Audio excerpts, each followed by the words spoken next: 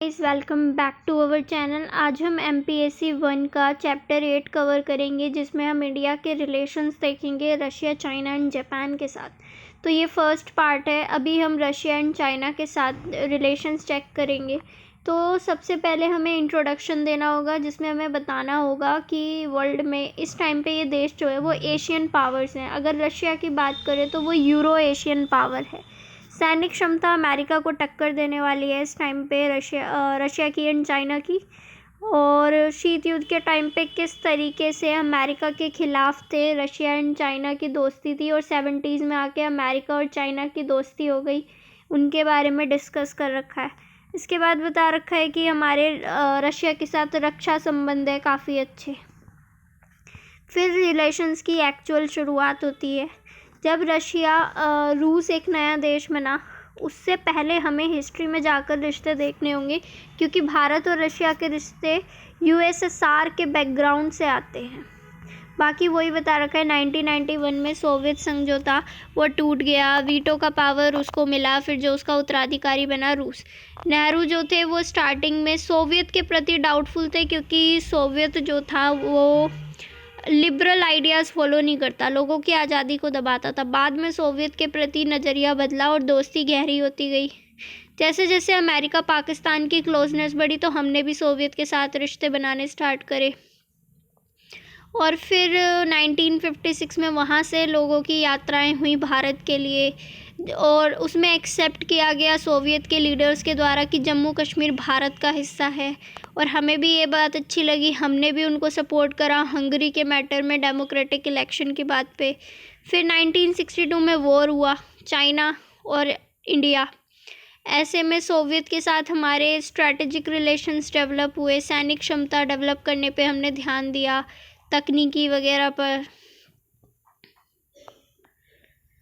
इसके बाद आप 1965 पे जंप करोगे तो 1965 में भारत और पाकिस्तान के बीच युद्ध हुआ, जिसमें पाकिस्तान ने एग्री करा कि हाँ, ताशकंद के मैटर पे, मतलब ताशकंद में आप लोग आ जाओ, समझौता करेंगे। लेकिन ताशकंद सोवियत का हिस्सा था उस टाइम पे, तो पाकिस्तान ने एग्री करा, कोई बात नहीं, ताशकंद में समझौता कर लेंगे। तो दुनिया ने मान लिया, हाँ चलो, भारत गुट निरपेक्षता को फॉलो कर रहा है, अभी गुट निरपेक्षता से हटा नहीं है रशिया के साथ रिश्ते बनाने की वजह से। इसके बाद 60s 70s के शुरुआती सालों में भारत सोवियत सुरक्षा समझौते हुए। सोवियत के साथ एक ऐतिहासिक शांति संधि हमने करी थी 1971 में, पाकिस्तान और भारत के बीच तीसरा युद्ध छिड़ने से पहले। ठीक है। फिर बताया गया हमने सोवियत से कितना कुछ लिया है, थल सेना, नौसेना, वायुसेना, 60%, 70%, 80%, हमने कितना कुछ ले रखा है सोवियत से। हर सेना के लिए कुछ, जितने हथियार लिए इन देशों से, कितने ज़्यादा लिए। और फिर आता है सोवियत संघ का विघटन। जब सोवियत संघ टूटा तो जो बोरिस येल्त्सिन थे उस टाइम पे रशिया के प्रेसिडेंट फर्स्ट, तो उन्होंने अपनी विदेश नीति में बदलाव करे और 3 चीज़ों की बात कही। उसमें पहला तो एक यही था, देखो और प्रतीक्षा करो। मतलब भारत के प्रति उनका नज़रिया बदला और उन्होंने भारत के लिए कहा कि अब हम लिबरल, पुराने, मतलब जो हमारा विचारधारा थी उसको छोड़ने को तैयार है, हम विचारधारा के हिसाब से दोस्ती नहीं करेंगे, तो अभी तुम देखो और इंतज़ार करो। ठीक है। भारत को उसने ये बात बोल दी, वेट एंड वॉच। फिर भारत भी थोड़ा ये हो गया, हाँ तू देख, अब मैं तेरे से दोस्ती ज़्यादा नहीं रखूँगा, तू भी देख लियो। ठीक है। मतलब हम दोनों का आपस में ये चला। फिर हमने भी बोला ठीक है भाई, तेरा वेट एंड वॉच है तो हम भी अमेरिका से दोस्ती करेंगे। तो उस टाइम के बाद आप देख सकते हो लिबरल पॉलिसीज़ इंडिया भी ले आया था। ठीक है। इसके बाद डिसाइड किया गया बाय हिम, पैरा कट रहा है बट मैं बता देती हूँ। इसके बाद रशिया के जो नेता थे उन्होंने डिसाइड करा कि वो अटलांटिकवादी नीति अपनाएंगे। मतलब क्या है इसका? मतलब है जो पश्चिम के देश हैं उनके साथ ज़्यादा रिश्ते रखेंगे एशियन कंट्रीज़ के मुकाबले, और जो पश्चिम के देश है सोवियत को खड़ा होने के लिए वापस से हेल्प प्रोवाइड करा रहे हैं बाय मार्शल प्लान। तो सोवियत का झुकाव इसलिए वेस्ट की तरफ देखने को मिला। फिर इसके बाद विदेश मंत्री जो थी एंड्री कोज़रिए, इन लोगों ने भी बताया कि इन लोगों का मानना था कि पाकिस्तान इस टाइम पे ज़्यादा इम्पोर्टेंट है रशिया के लिए, क्योंकि पाकिस्तान इस्लामिक आतंकवाद से निपटने में मदद करेगा। तो इंडिया के बदले उन्होंने फिर पाकिस्तान को फेवर करने का डिसीज़न लिया, और साथ साथ ईरान, तुर्की, इन देशों के साथ भी अपने रिश्तों को मजबूत करा। फिर इसके बाद आता है कि उस टाइम पे जो पार्लियामेंट थी ड्यूमा रशिया की, उसके रक्षा उद्योग के लोगों का तो मानना था कि भाई भारत इम्पोर्टेंट है, भारत से अच्छा रिश्ता रखो, क्योंकि भारत जो है हेल्प कर सकता है इस्लामिक आतंकवाद ख़त्म करने में और अमेरिका के वर्चस्व को घटाने में। लेकिन क्योंकि वो रक्षा उद्योग के लोग थे तो इनकी ज़्यादा नहीं सुनी गई। ठीक है,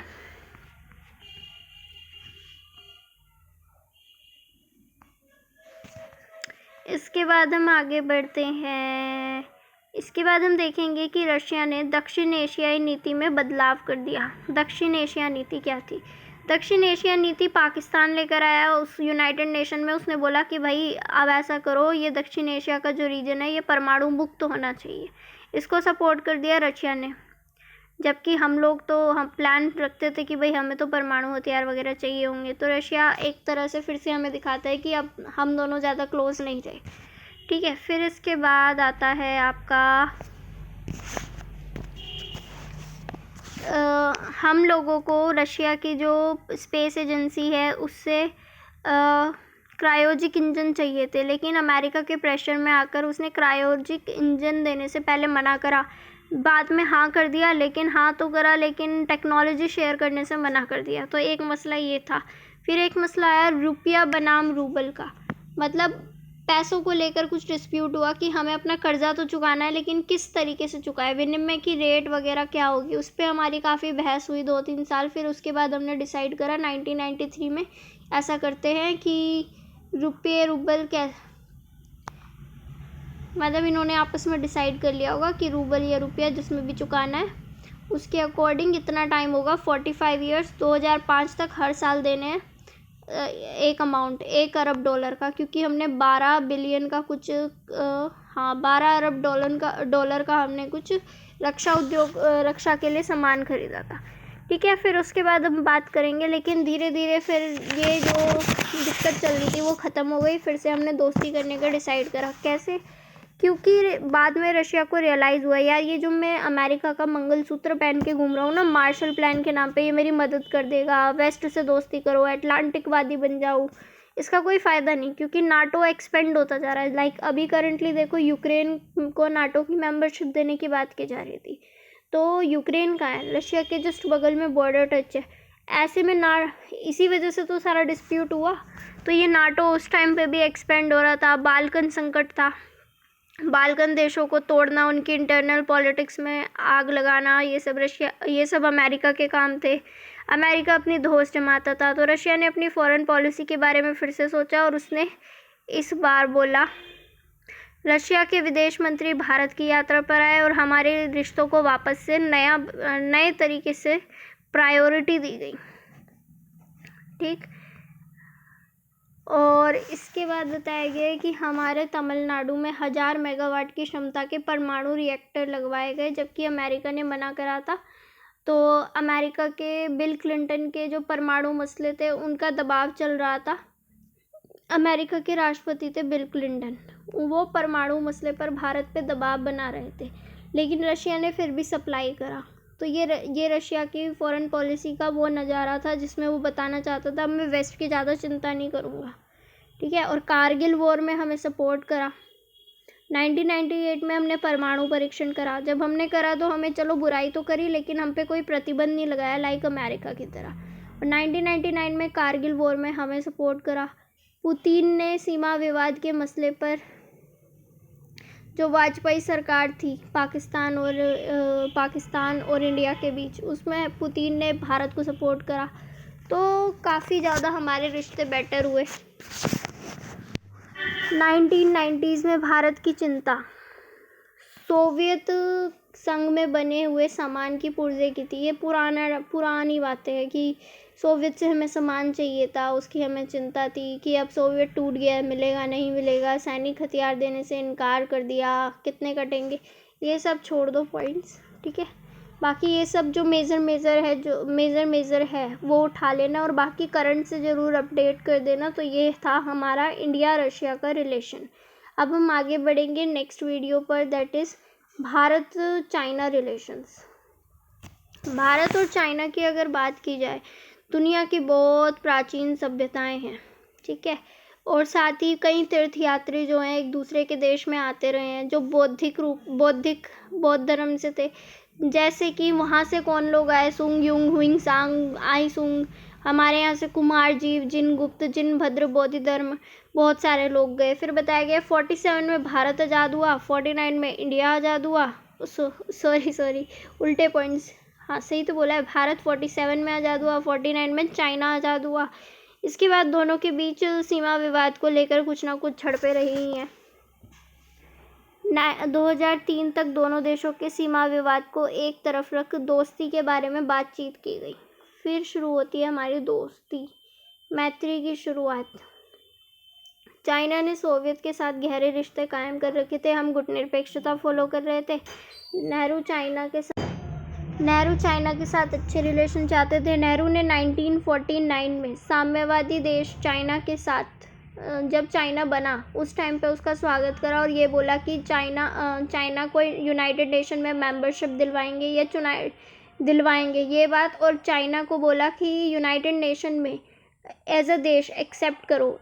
तो भारत बोलने वाला ये बात, एक नॉन कम्युनिस्ट कंट्री था। भारत दुनिया में पहला नॉन कम्युनिस्ट कंट्री था जिसने ये बात एक्सेप्ट की और बोला यूनाइटेड नेशन में कि चाइना को भी मेंबरशिप दे दो, मतलब चाइना को मेंबर बनाओ यूनाइटेड नेशन का, ठीक है। तो चाइना को इम्पोर्टेंस दिलाने में हमारा रोल था। 1950 में तिब्बत पर जब ये कब्जा वब्जा हुआ तो नेहरू ने चाइना के साथ समझौता करा व्यापार से रिलेटेड तिब्बत एरिया में। उसी में एक समझौता पंचशील का हुआ 54 में। ये समझौता आपको पता ही है फिर इंटरनेशनल पॉलिटिक्स में कितना यूज़ किया जाता है, तो वो तो बता ही देना। फिर इसके बाद कब चाइना और इंडिया के आपस में दौरे हुए हैं तो वो बता रखा है कि इसके बाद 1955 में बांडुक सम्मेलन हुआ जिसमें चाइना भी हमारे साथ गया वहाँ पर बातचीत करने। और फिर बताया गया है कि विकासशील देश और चाइना मानता था कि हम सब लोगों का एक ही नज़रिया होगा। बाकी चाइना का उस टाइम पे गुटनिरपेक्षता में कोई ज़्यादा नहीं था, वो साफ तौर पे रशिया से दोस्ती रखता था। लेकिन बाद में उसने 70s के टाइम पे पलटा और वो चला गया अमेरिका के खेमे में। दोस्ती रख रहा था चुप चुप के, ठीक है। फिर इसके बाद बढ़ते हैं आगे। फिर हम आगे बढ़ते हैं संबंधों में खटास कब आई। तो वही है कि संबंधों में खटास का मेन कारण ना कश्मीर ही रहा है स्टार्टिंग से। चाइना ने अचानक से सीमा पर हमारे डिस्प्यूट स्टार्ट कर दिए थे 50s में। चाइना ने साफ बोल दिया, मैं मैकमोहन को बिल्कुल नहीं मानता, जो LAC लाइन है ना, नहीं मानूंगा उसको।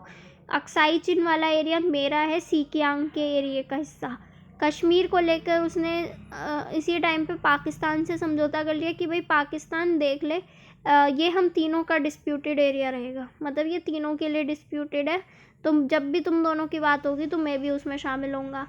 और कश्मीर के एरिया को मान लिया कि कश्मीर तो भाई डिस्प्यूटेड है साफ तौर पे। सड़क निर्माण वगैरह वो कर ही रहा था वहाँ पर अक्साई चिन वाले एरिया में। और ये भी बोला कश्मीर आत्मनिर्णय का अधिकार होना चाहिए कश्मीर को, मतलब खुद से डिसीजन लेने का कश्मीर को।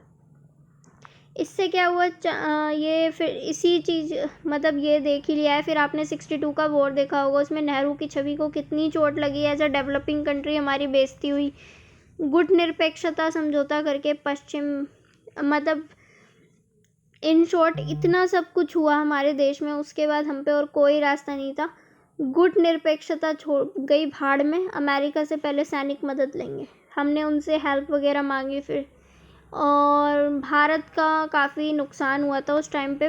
38,000 एरिया जो है चला गया था, जिसमें से 35,000 पूर्वोत्तर वाला है, 3,000 वाला पश्चिमी क्षेत्र है। इनसे हमें हाथ धोना पड़ा।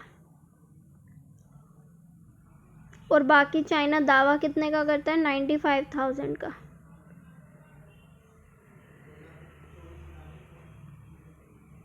इसके बाद है संबंधों में उतार चढ़ाव। अब इसके बाद बात की गई है संबंधों में उतार चढ़ाव की। तो अगर उतार चढ़ाव की बात करें तो सबसे पहले 1962 के युद्ध के बाद 14 साल तक भारत और चाइना के रिश्ते कट गए। 76 में जाकर हमारे डिप्लोमेटिक रिश्ते स्टार्ट किए हमने, डिप्लोमेट्स भेजकर। 63 में चाइना और पाकिस्तान ने तो सीमा समझौता ही कर लिया। जिस समझौते की मैं बात कर रही थी ना कि दोनों ने डिसाइड करा, वही 63 में युद्ध ख़त्म होने के बाद, युद्ध के बाद 1 साल बाद ही इन्होंने एक समझौता करा कि कश्मीर समस्या तो 3 देशों की प्रॉब्लम है, ठीक। और 64 में चाइना ने परमाणु टेस्ट कर लिया, न्यूक्लियर टेस्ट करा। हम तो बहुत लेट है, लेकिन उसने 1964 में ही कर लिया।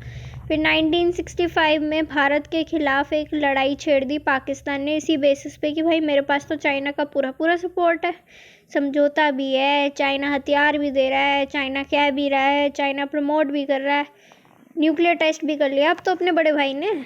तो इस तरह से पाकिस्तान जो कि चाचा है और चाइना जो कि ताऊ है, ये दोनों एक से हो गए थे। तो जो चाचा है उसको मनोबल मिल गया, भाई अब तो ताऊ बड़े भाई का सपोर्ट है, चल करते हैं अटैक। 65 में फिर हम पे एक और अटैक हुआ। अब इसमें जो चाइना था वो डायरेक्ट तो इन्वॉल्व नहीं हुआ, इनडायरेक्टली उसने इन्वॉल्व हुआ था। वो शायद अमेरिका के प्रेशर की वजह से, क्योंकि अमेरिका और चाइना के बीच प्रॉब्लम चल रही थी, उसका लव अफेयर टूट गया था उसकी वजह से। फिर इसके बाद हम लोगों ने भी एग्रीकल्चर, इंडस्ट्रीज़, इन सब की प्रोग्रेस पे ध्यान देना स्टार्ट करा। 74 में हमने अपना न्यूक्लियर टेस्ट करा। उसके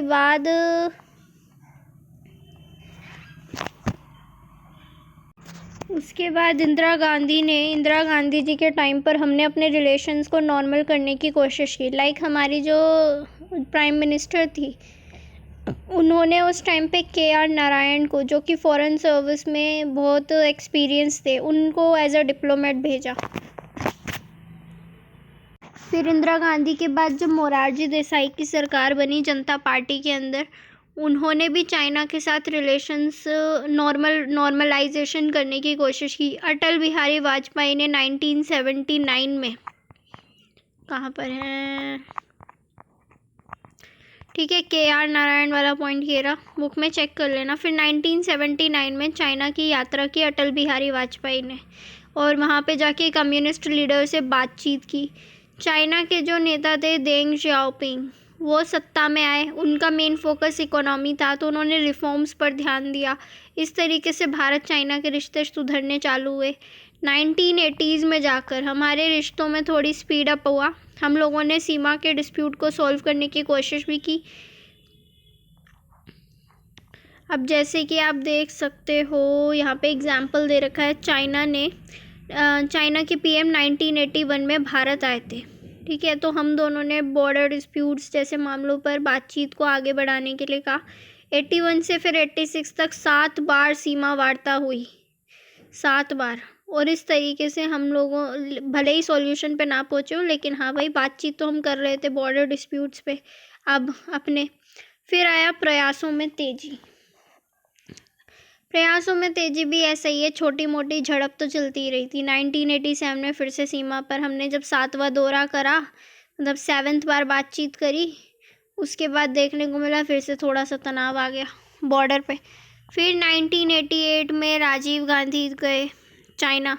तो ये पहली बार था 1962 के वॉर के बाद कि भारत का प्रधानमंत्री चाइना गया। इस बीच वहाँ से प्रधानमंत्री आ रहे थे, वहाँ से कोई ना कोई आ ही रहा था बात के लिए, हम नहीं गए थे। अब पहले प्रधानमंत्री राजीव गांधी बने, फिर इतने सालों बाद हम गए वहाँ पर।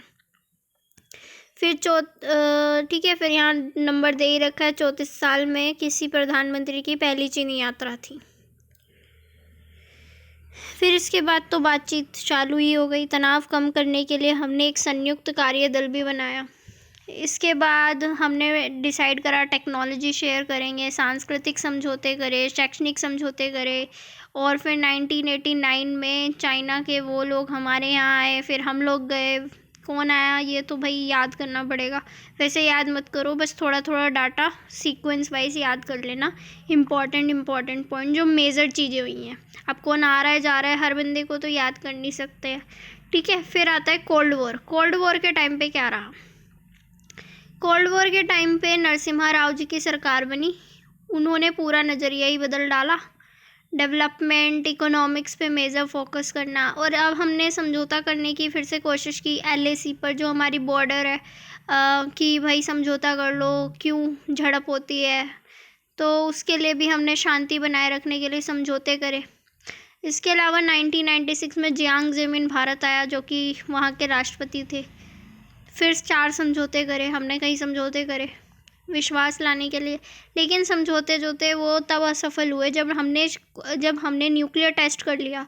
तो हमारे जो रक्षा मंत्री थे फर्नांडिस, उन्होंने मीडिया में बयान दे दिया, भाई चाइना हमारे लिए खतरा है, हम तो इसलिए कर रहे हैं, वरना हमें ज़रूरत ना होती। अब ये बात बहुत बड़ी हो गई। साउथ एशियन कंट्री में एक देश ने न्यूक्लियर टेस्ट करा और पड़ोसी देश का हवाला दे दिया कि भाई इसकी वजह से कर रहे हैं, इससे हमें खतरा है। तो चाइना तक ये बात तो पहुंचेगी, चाइना को बहुत बुरा लगा। फिर ऊपर से हमारे जो प्रधानमंत्री थे अटल बिहारी वाजपेयी, उन्होंने पत्र लिखकर अमेरिका को बताया था कि मैंने ये क्यों करा, तो उन्होंने भी सेम बात बोली थी। चाइना, ये पत्र जो था वो लीक हो गया मीडिया में, या जानबूझ के किया गया भाई, अमेरिका कुछ भी कह लो, गलती थी या अमेरिका की। तो इस वजह से चाइना फिर भड़का कि भाई हमारी वजह से क्या मतलब है इसका, हम क्या तुम्हें खा जाएंगे, ठीक है। तो खाता तो खैर वो हमें है ही। तो इसी चीज़ को देखते हुए परमाणु शक्ति संपन्न हम इसी वजह से हुए थे। इसके बाद हम बात करेंगे फिर नाराज़गी को दूर करने के लिए हमने क्या करा चाइना की। जुलाई 2000 में हमने हमारे विदेश मंत्री थे जसवंत सिंह, वो चाइना गए, भरोसा दिलाया कि भाई तुम हमारे लिए ख़तरा नहीं हो और ना हम इसे सोचते हैं। फिर एक और स्तर पे हमने 2002 में बातचीत की चाइना के प्रधानमंत्री से, उन्हें भी फिर से भरोसा दिलाया आप हमारे लिए कोई ख़तरा नहीं है। फिर कई मुद्दों पर बातचीत कर रहे थे, आतंकवाद वगैरह। फिर फाइनली 2003 में चाइना की जब हमारी यात्राएं हुई बाय जॉर्ज फर्नांडिस, वही जिनका बयान था, और प्रधानमंत्री अटल बिहारी वाजपेयी, उन्होंने भी यात्राएं की, रिश्ते को मजबूत करने के लिए भरोसा भी दिलाया। और सीमा समझौते की ही मेजर बातचीत थी। उस टाइम पे SCO भी तो बनना था, उस टाइम पे वो सब भी हमारी बातें चल रही थी।